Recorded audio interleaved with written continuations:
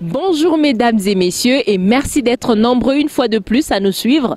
Aujourd'hui, nous allons parler du lac Kivu. Le lac Kivu, l'un des plus grands lacs d'Afrique avec une superficie de 2700 km² et un volume de 500 km3. Un lac qui se situe entre la République du Rwanda et la République démocratique du Congo. Un lac touristique, paisible et si beau à voir, mais un lac qui est rongé également par plusieurs maux, dont les ordures aux abords du lac.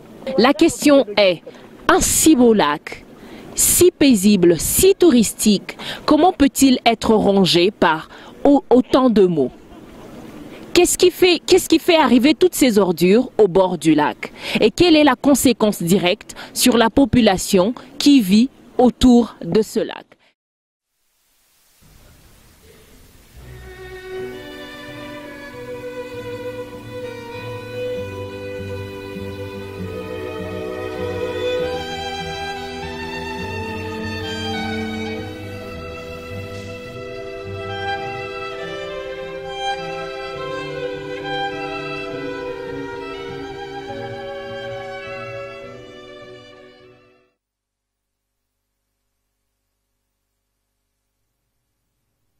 Nous sommes sur avenue de la Poste, dans l'extension du marché Bondeko, derrière lesquels est stocké des déchets de tout genre, aussi bien en provenance des ménages que du marché, et à côté duquel passe l'un des drains les plus usités de la ville de Bukavu, la rivière Kaouwa. Cette rivière qui tire sa source dans la carrière Mutuapi, mais située à Buolo 2, rassemble par la volonté destructrice des différents ménages de saleté, ordures et déchets tout au long de son parcours jusqu'à son estuaire à quelques mètres du marché Bondeko.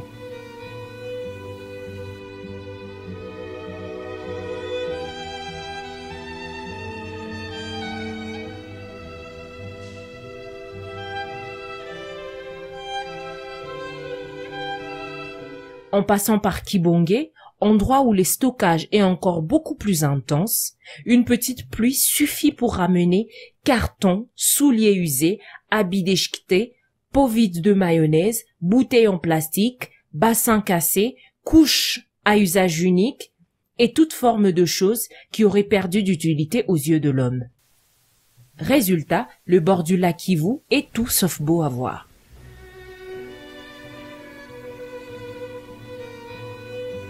Pour certaines autres personnes, il n'est pas important de jeter directement les déchets dans la rivière.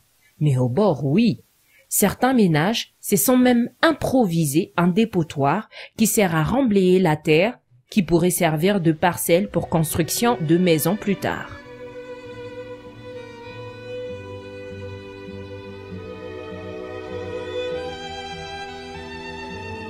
Des bottes et bateaux accostent à même la saleté. Des travailleurs ne peuvent s'empêcher de jeter des lianes qui couvrent le sac de braise et épluchures de canne à sucre.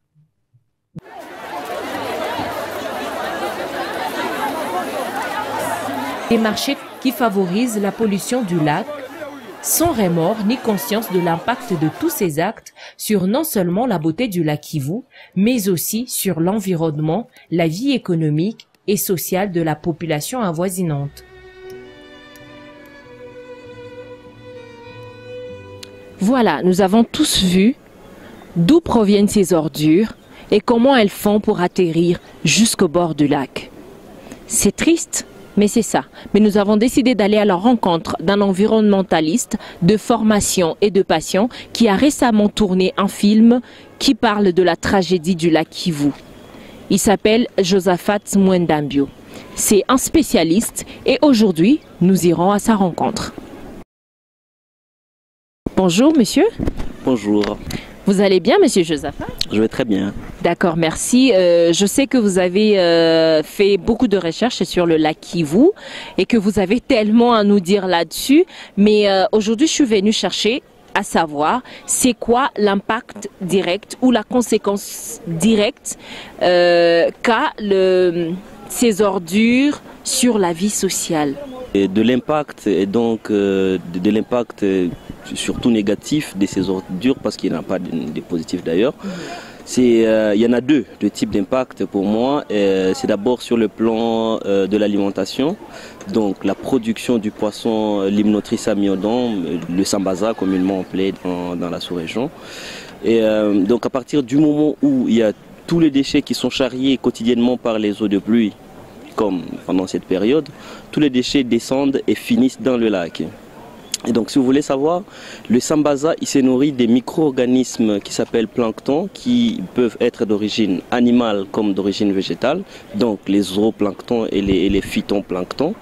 Et à partir du moment où tous ces déchets finissent dans le lac, ils viennent non seulement asphyxier ces aliments de base du sambaza, donc les planctons, ça vient les cacher et donc le poisson ne sait plus se nourrir dans toute cette place qui est recouverte des déchets.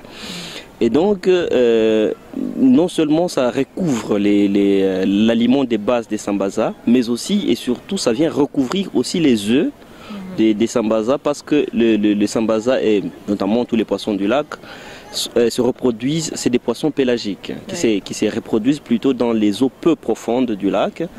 Et comme vous savez, même déjà la texture du lac Kivu, la zone pélagique du lac Kivu, elle est trop petite, 10% de l'espace du lac. Et c'est les seuls endroits où se reproduisent les poissons. Donc même les œufs du poisson sambaza qui sont aussi recouverts à ces moments-là. Et donc l'asphyxie, ce qui fait que le poisson d'abord ne se nourrisse pas bien. À partir du moment où il n'y a plus de plancton qui sont déjà cachés par les déchets, mais aussi les œufs sont asphyxiés et donc il y a sous-production de poissons. Nous tous on sait que la population se nourrit notamment principalement de ce poisson-là, parce que le sambaza a été introduit seulement récemment, vers les années 1958. Et donc finalement on a commencé à aller avec l'aide du PNUD et de la FAO, donc on a commencé l'exploitation seulement en 1979.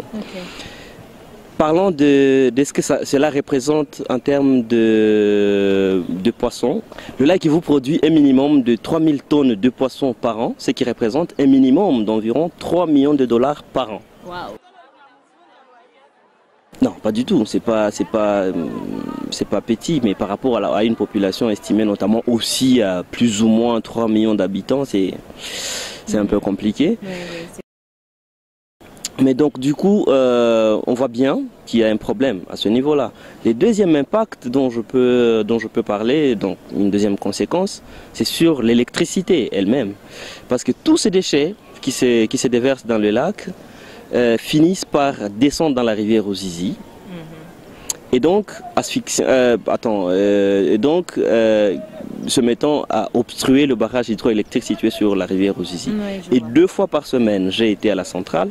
2 fois par semaine, pendant 2 heures, ils sont obligés d'arrêter les machines pour dégriller, enlever toutes les ordures qui obstruent les machines. Et donc cela ramène aussi à la sous-exploitation des barrages et donc à la sous-production du courant. On ne va pas parler aussi de la crainte de la population par rapport aux gaz qui sont dans le lac.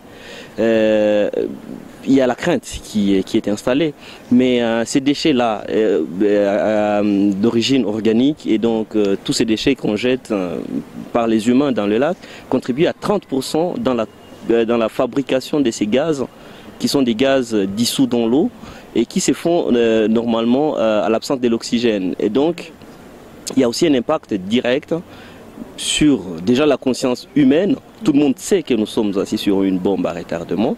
Et donc voilà, d'ailleurs c'est 3 pour moi. Du gaz méthane à la sous-production des Limnotrice amyodon, communément appelé sambaza, le lac Kivu subit une pression incroyable. Cerise sur les gâteaux, cette sous-production touche directement l'économie. Plus il y en a, moins cela coûte. Mais cette fois, c'est le contraire. Le stockage de détritus ne permet pas au sambaza de mieux se nourrir, par conséquent, le taux de croissance est faible. Si nombre de sambaza sont asphyxiés, la production sera basse. Résultat, le peu de sambaza retrouvés sur le marché sont d'un prix vraiment élevé. Reconnu comme aliment de base pour la ville de Bukavu, les sambaza n'est plus à la portée de toutes les bourses. Et si oui, pas assez pour nourrir des grandes familles. La présence de ces déchets n'épargne personne. Sur son parcours, il ramasse également la profession de pêcheur. Connaissent-ils les vraies raisons de cette carence en sambaza?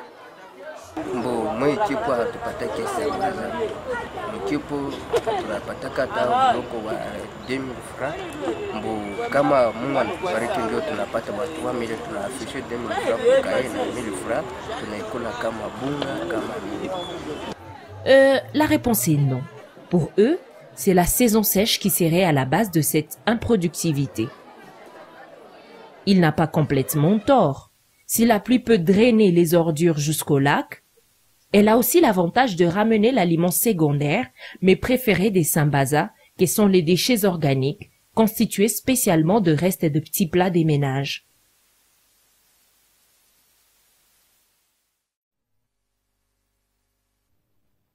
Pourtant, les pêcheurs ne sont pas les seuls à en pâtir. Elisabeth Machosi, présidente des vendeurs de sambaza à Akalaki, nous en touche un mot.